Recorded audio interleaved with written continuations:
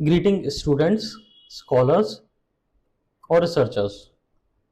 आज हम बात करेंगे evolution of Indian environment law, जो कि स्टार्टिंग में प्रोटेक्शन से स्टार्ट होता है और फिर अकाउंटेबिलिटी की तरफ जाता है इन लेटर ईयर्स। सो स्टार्ट करते हैं। हमारा पहला लॉ जो है वो है वाइल्ड लाइफ प्रोटेक्शन एक्ट 1972। इसका ऑब्जेक्टिव था to provide comprehensive legal protection of wild life animals, birds और प्लांट्स। ये है ना स्पेसिफाइड स्पेसीज की लिस्ट बनाता है और उनको उनकी हंटिंग और उनके ट्रेड करने से मना करता है। इसके साथ साथ वाइल्ड लाइफ प्रोटेक्शन एक्ट में बहुत सारे national park, wild life sanctuaries, conservation reserves और कम्युनिटी रिजर्व्स का भी गठन किया जाता है, जो कि आजकल हम जब विजिट करने जाते हैं नेशनल पार्क्स तो वो इसी प्रोटेक्शन एक्ट की देन है। और इसके साथ साथ इसमें schedule of species based on their protection status decide किया जाता है, जिसमें कि कुछ स्पीसीज जो कि काफ़ी रेयर हैं और एक्सटेंशन के पास में हैं उनको हायर प्रोटेक्शन और स्ट्रक्चरल प्रोटेक्शन प्रोवाइड है, और जो लाइक कॉमन हैं स्पीसीज उनको थोड़ा लोअर ग्रेड का प्रोटेक्शन प्रोवाइडेड है। इसके साथ साथ central level as well as state level authorities को गठन किया जाता है, national boards for wild life, जो कि इन वाइल्ड लाइफ कंजर्वेशन के देखेंगे। सो लाइक बॉडीज भी बनाई जाती हैं जो कि हमारी वाइल्ड लाइफ को प्रोटेक्ट करने के लिए रेस्पॉन्सिबल रहेंगी। हमारा अगला एक्ट है water prevention and control of pollution act 1974। तो अब हमने इस पर्टिकुलर एक्ट के जरिए हमने वाटर बॉडीज पर भी और क्या कहते हैं जो वाटर को प्रोटेक्ट करने के लिए भी काम किया है, जिसमें कि सीपीबीसी सेंट्रल पॉल्यूशन कंट्रोल बोर्ड और इसके साथ साथ स्टेट पॉल्यूशन कंट्रोल बोर्ड का गठन किया गया। और इन दोनों बॉडीज को central pollution control board as well as SPCB को प्रोवाइड की गई पावर्स के ये इंडस्ट्रीज और जो भी म्युनिसिपल बॉडीज या फिर तो जो भी पानी को प्रदूषण कर रही हैं उनको रेगुलेट करेंगे। इसके साथ साथ इन दोनों स्टेट और सेंट्रल बॉडीज को पावर प्रोवाइड की गई कि जो भी इंडस्ट्री या फिर तो म्युनिसिपल बॉडी को अगर कुछ भी काम करना है जिससे कि वाटर बॉडीज अफेक्टेड हैं तो इनसे पहले परमिशन लेनी होगी। और इसके साथ साथ इनको पेनल्टीज भी चार्ज करने का पावर था इन केस ऑफ अगर हमारी इंडस्ट्रीज और म्युनिसिपल बॉडीज और कोई भी आइडेंटिटी जो कि रिक्वायर्ड रूल्स को फॉलो नहीं कर रही है रिगार्डिंग वाटर। इसके बाद में आता है हमारा वन संरक्षण एवं संवर्धन अधिनियम 1980, जिसको हम फॉरेस्ट कंजर्वेशन एक्ट के नाम से भी जानते हैं। इसका मेन मोटिव था उस टाइम पर चल रही डिफॉरेस्टेशन को रोकना, क्योंकि उस टाइम पर क्या हो रहा था कि लोग फॉरेस्ट के एरिया को कब्जा करते थे, उसको है ना एग्रीकल्चर लैंड और क्या कहते हैं अपना इंफ्रास्ट्रक्चर या फिर तो कुछ भी वहां पर बना लेते थे। सो इसके जरिए अगर कोई भी बॉडी या फिर तो अथॉरिटी अगर उसको नॉन फॉरेस्ट एरिया में नॉन फॉरेस्ट एक्टिविटीज करनी है, जैसे कि माइनिंग हो गया या इंफ्रास्ट्रक्चर प्रोजेक्ट हो गया, तो उसके लिए एक स्पेशल परमिशन लेनी होगी। और जो भी बॉडी फॉरेस्ट लैंड को एक्वायर कर रही है वो प्रोजेक्ट बहुत ही जरूरी है, तो ये मेक श्योर किया जाए कि उस पर्टिकुलर फॉरेस्ट लैंड के अकॉर्डिंग वहां पर उसको कंपनसेट किया जाए। इसके साथ साथ जो फॉरेस्ट लैंड एक्वायर हुई है उसके अकॉर्डिंग ही कोई दूसरे एरिया में फॉरेस्टेशन किया जाए। इसके साथ साथ डिमार्केशन भी हुआ फॉरेस्ट एरियाज का कि on the basis of biodiversity और इकोलॉजिकल बैलेंस, जैसे कि अगर हम घने जंगल में किसी एक पर्टिकुलर फॉरेस्ट एरिया को कंपेयर करें जिसमें कि बहुत सारे जीव जंतु उस पर डिपेंडेंट हैं, अगर हम उसको डिफॉरेस्ट करते हैं तो बहुत सारे जीव जंतु वहां से विलुप्त हो जाएंगे। इसके साथ साथ अगर हम दूसरी तरफ देखें तो सिटी के अंदर बना हुआ कोई एक फॉरेस्ट एरिया जिसमें कि बायोडाइवर्सिटी तो इतनी नहीं है लेकिन वो काफी इंपॉर्टेंट है उस सिटी को फ्रेश एयर और सस्टेनेंस प्रोवाइड करने के लिए, जैसे कि हमारा संजय वन इन दिल्ली और बोंटा पार्क और बहुत सारे पार्क जो कि दिल्ली के लंग्स के तौर पर कहा जाता है। सो वन संरक्षण अधिनियम 1980 इस चीज को डिसाइड करता है। अभी 1981 में air prevention and control of pollution act बना, जिसमें कि जो हमारी वाटर प्रोटेक्शन के केस में जो बॉडीज बनाई गई थी सीपीसीबी और एसपीसीबी, इनको ही एम्पावर किया गया एयर के लिए रेगुलेट करने के लिए।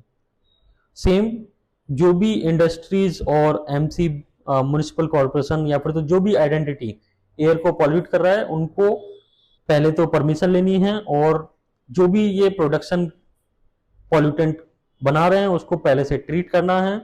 इसके साथ साथ उनको अगर ये चीज फॉलो नहीं करते हैं तो उनको पेनल्टी भी लगेगी और उनकी इंडस्ट्री को बंद भी किया जा सकता है।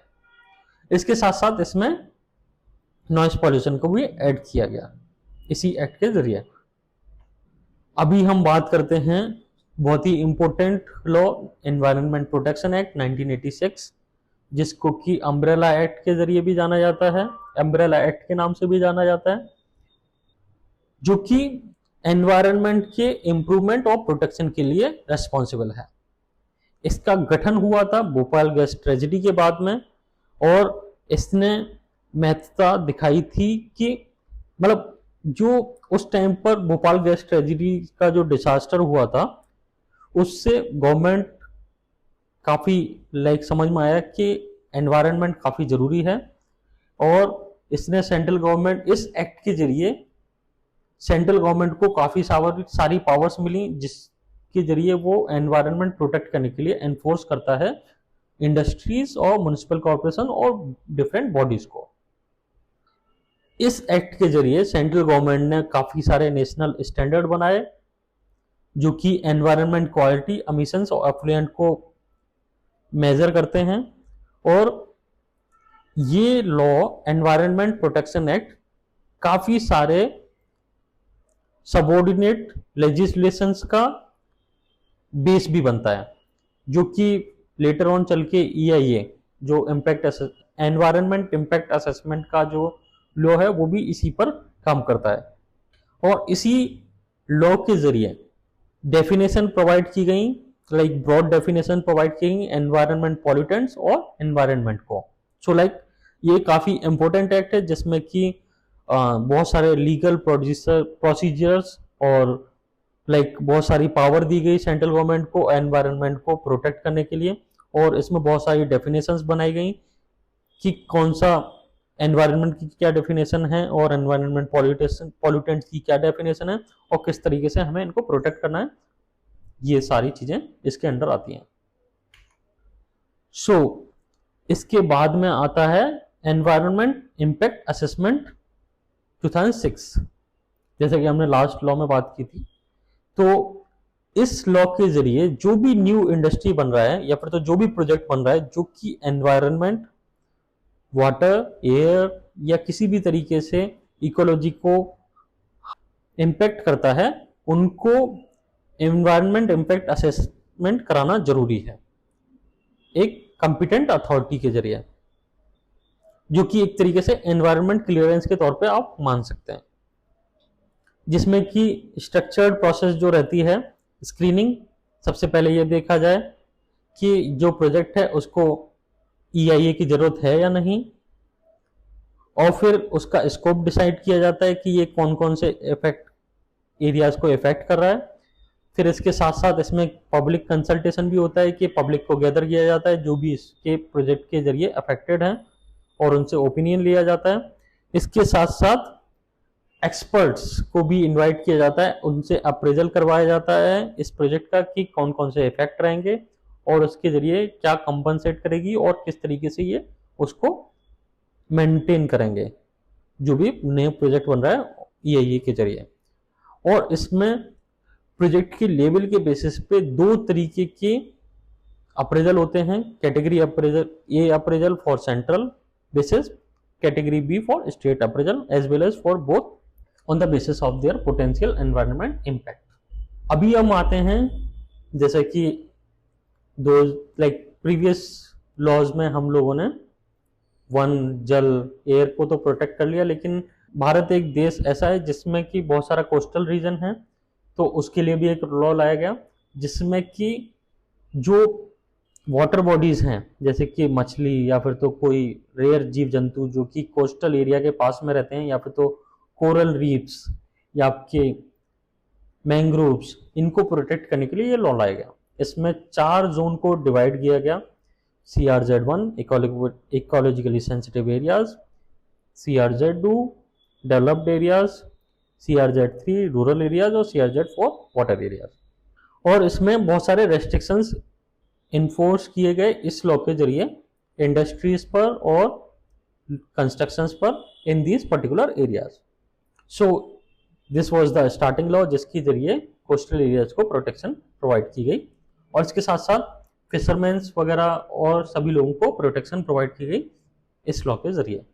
सो अराउंड 2016 प्लास्टिक का काफ़ी प्रचलन था, तो इसमें इस लॉ के जरिए बहुत सारे बेंचमार्क डिसीजन लिए गए। जो भी प्लास्टिक के प्रोडक्ट को प्रोड्यूस करता है उसको रेस्पॉन्सिबल बनाया गया कि वो इसके साथ साथ इसके रिसाइकल करने का भी दायित्व उठाए और सिंगल यूज प्लास्टिक को बनाना बंद करें और यूज करना भी कम से कम किया जाए, और मैंडेट किया जाए कि 50 माइक्रोन से मोटे बैग का ही या फिर तो प्लास्टिक का ही आइटम्स बने। और इस लॉ के जरिए एक प्रोविजन ये भी बनाया गया कि जो भी वेस्ट प्रोडक्शन है वो सोर्स लेवल पर, जैसे कि कोई भी घर जो वेस्ट प्रोड्यूस कर रहा है उसको अपने घर के लेवल पर ही गीला कचरा, सूखा कचरा ये पहले से ही डिवाइड करना है, और लोकल बॉडीज और प्रोड्यूसर्स को रिसाइकलिंग इंफ्रास्ट्रक्चर पर बनाने पर भी ध्यान देना है। So this is one of the important rule for plastic waste management. So जो पुराना कोस्टल रेगुलेशन जोन एक्ट था उसमें थोड़े से मॉडिफिकेशन किए गए। इस जो कि 2011 का था उसमें मॉडिफिकेशन किए गए कि सस्टेनेबल डेवलपमेंट प्रोजेक्ट्स को एग्जम्प्ट किया जाए और वहां पर बनाया जाए। और इसके साथ साथ इसका दूसरा पहलू ये भी था इस पर्टिकुलर एनेक्टमेंट ऑफ लॉ कि जो बहुत ही क्रिटिकल कोस्टल एरियाज हैं उनमें सेफ्टी प्रोवाइड की जाए, जैसे कि सुंदरबन एरिया काफ़ी इको सेंसिटिव एरिया है जिसमें स्पेशल प्रोविजंस प्रोवाइड किए जाएं। अब हम आते हैं 2022 के बैटरी वेस्ट मैनेजमेंट रूल्स में। तो इस टाइम तक हम देखते हैं कि हर कोई ना कोई मोबाइल या फिर तो कोई ना कोई इक्विपमेंट ऐसा यूज़ करता है जो कि बैटरी को यूज़ करती है। तो इसमें भी हम लोगों ने जो भी बैटरी प्रोड्यूसर्स हैं उनको रेस्पॉन्सिबल बनाया गया कि वो इसको रिसाइकल करने के लिए कुछ ना कुछ इंफ्रास्ट्रक्चर बनाए, और ये मैंडेट किया गया कि बैटरीज को लैंडफिल में ना डाला जाए और उनको जलाया ना जाए। और इसके साथ साथ ये भी प्रमोट किया गया कि प्रोसेस करने के लिए जो बैटरीज होती हैं उसमें वैल्यूएबल मटेरियल यूज होता है जैसे कि लिथियम, कोबाल्ट और निकल, इनको किस तरीके से प्रोसेस करके हम बचा सकते हैं। तो इसको भी इस बैटरी वेस्ट मैनेजमेंट रूल्स 2022 के जरिए एंश्योर किया गया। जैसा कि हमने बैटरी वेस्ट मैनेजमेंट के जरिए किया था उसी तरीके से हम ई वेस्ट मैनेजमेंट 2022 को भी लाया गया। इसमें जो प्रोड्यूसर थे उनको मेक श्योर किया गया कि जो भी वो बना रहे हैं उसके साथ साथ रिसाइकलिंग के लिए भी वो इंफ्रास्ट्रक्चर बनाएंगे। और इसके साथ साथ एक इनोवेटिव तरीका भी डिजाइन किया गया, एक ऑनलाइन पोर्टल बनाया गया जिसमें कि जो प्रोड्यूसर हैं उनको अपनी सारी प्रोसेस रिपोर्ट करनी है ऑनलाइन, जिसमें कि रजिस्ट्रेशन, रिपोर्टिंग, एनहांसिंग ट्रांसपेरेंसी और मॉनिटरिंग ऑफ ईपीआर ऑब्लिगेशन शामिल है। और इसके साथ साथ जो कंपनी या फिर तो जो अथॉरिटी जो ई प्रोडक्ट को बना रही है वो ऑनलाइन पोर्टल पर अपने डेटा को अप टू डेट नहीं रखती है, उनको फाइनेंशियली पनिश किया गया, ये एंश्योर किया गया, तो जिससे कि ई वेस्ट को कम से कम किया जा सके, इसके जरिए ये एंश्योर किया गया। अब आते हैं ग्रीन क्रेडिट रूल्स 2023। इसके जरिए जो भी ये एक काफ़ी क्रिएटिव लॉ है जिसमें कि इंडिविजुअल्स और आइडेंटिटीज और कम्युनिटी को एम्पावर किया गया कि अगर आप कुछ ऐसा एनवायरनमेंट वॉलंटरी एक्शन कर रहे हैं जिससे कि एनवायरनमेंट को प्रॉफिट हो रहा है, तो उनको आप एज अ ग्रीन क्रेडिट दूसरी इंडस्ट्रीज को राइट्स बेच सकते हैं, जैसे कि allow for the generation of green credits for specific activities like tree plantation, water conservation, sustainable agriculture and waste management. इन सभी को आप as a green credit use कर सकते हैं और these green credits can be traded on dedicated platform providing a financial return for positive environment contributions। तो अगर हम recent example देखें तो वनतारा, अंबानी के जो बेटे ने जो वनतारा बनाया है वो एक तरीके से इसी ग्रीन क्रेडिट पर बेस्ड है। तो जो भी वो प्रॉफिट बनाएंगे उनको बेचने की जरूरत नहीं है, उनके पास खुद ही रिलायंस रिफाइनरीज वगैरह हैं, तो वो उस पर्टिकुलर एरिया से जो ग्रीन क्रेडिट प्रोड्यूस होंगे उसको इक्विलिब्रियम में ले आएंगे और अगर वो एक्स्ट्रा ग्रीन क्रेडिट्स बनाते हैं तो वो दूसरी इंडस्ट्रीज को भी बेच सकते हैं। इस लॉ का जो एम था to complement the carbon credit market by focusing on a broader range of ecological actions beyond just carbon reduction. So carbon reduction ना ही केवल उस पर फोकस नहीं था, वाटर कंजर्वेशन, ग्रीन फार्मिंग और बहुत सारी चीजें इसके पहलू हैं। Eco mark rule 2024। तो जो भी इस पर्टिकुलर रूल का मोटिव ये है कि जो भी कंपनी या जो भी इंडस्ट्री इको फ्रेंडली तरीके से अपने प्रोडक्ट को बना रहा है उनके प्रोडक्ट पर इको मार्क का लोगो लगा हो सकता है, जिसके जरिए ये फायदा है कि जो भी जागरूक ग्राहक हैं उनको पता चलेगा कि ये प्रोडक्ट जो है सस्टेनेबली मेड है और एनवायरनमेंट को हार्म नहीं कर रहा है, जिससे कि एक पॉजिटिव मार्केटिंग होगी उस पर्टिकुलर प्रोडक्ट के लिए। So this is the whole idea of eco mark rules 2024, kind of positive marketing with the help of a logo that is called eco mark. अभी हम लेटेस्ट रूल पर आते हैं जो कि है एनवायरनमेंट ऑडिट रूल्स 2025। तो जितने भी हमने अभी तक जो काम किए इन सभी को ऑडिट वगैरह का जो होता था वो अभी तक एनजीओज और अथॉरिटीज करती थी, लेकिन इस पर्टिकुलर लॉ के जरिए जो कि 29 अगस्त 2025 को लागू हुआ है, इसमें सेंट्रल गवर्नमेंट ने काफ़ी इम्पोर्टेंट डिसीजन लिए, जिसमें कि सर्टिफाइड एनवायरनमेंट ऑडिटर्स का एंड रजिस्टर्ड एनवायरनमेंट ऑडिटर्स का लिस्ट बनाया जाएगा और mandates regular environment audits for project across various sectors to verify compliance with EC conditions, consent orders and waste management rules. तो जो भी एनवायरनमेंट से टच होने वाली जो एक्टिविटीज हैं वो इसके दायरे में आएंगी और जो कंपनीज और आइडेंटिटीज और जो म्युनिसिपल कॉरपोरेशंस उन सभी को अपना ऑडिट कराना है और ऑडिट के लिए जो सेट ऑडिटर्स हैं उन्हीं से कराना है। ऐसा नहीं कि आप किसी से भी विदाउट रजिस्टर्ड ऑडिटर से करा सकते हैं। और इन सभी को मैंडेट करने के लिए एक बॉडी का भी डिजाइन किया गया है जो कि ऑडिटर्स को सर्टिफाई करेगा और उनकी प्रोसेसेस को मॉनिटर भी करेगा, जिसका नाम है environment audit designated agency, EADA। इस पर्टिकुलर एक्ट का जो मोटिव है to enhance the transparency, compliance rate and provide credible data of ESG rating and green credits. क्योंकि अगर कोई नॉन सर्टिफाइड पर्सन केवल ये बोल दे कि हाँ ये ग्रीन क्रेडिट्स काफी क्रेडिबल हैं या फिर तो ESG रेटिंग काफी क्रेडिबल है, तो उसके बेसिस पर काम नहीं चलेगा। इस पर्टिकुलर लॉ के जरिए क्वालिफाइड एजेंसी होगी जो कि सर्टिफायर्स को आइडेंटिफाई करेगी, उनकी प्रोसेसेस को भी मॉनिटर करेगी और इस पूरे सिस्टम को देखभाल करेगी। सो आई होप इस पर्टिकुलर वीडियो से आपको बहुत सारे रूल्स के बारे में पता चला होगा और आगे भी ऐसी वीडियोस को देखने के लिए हमको फॉलो कीजिए। Thank you.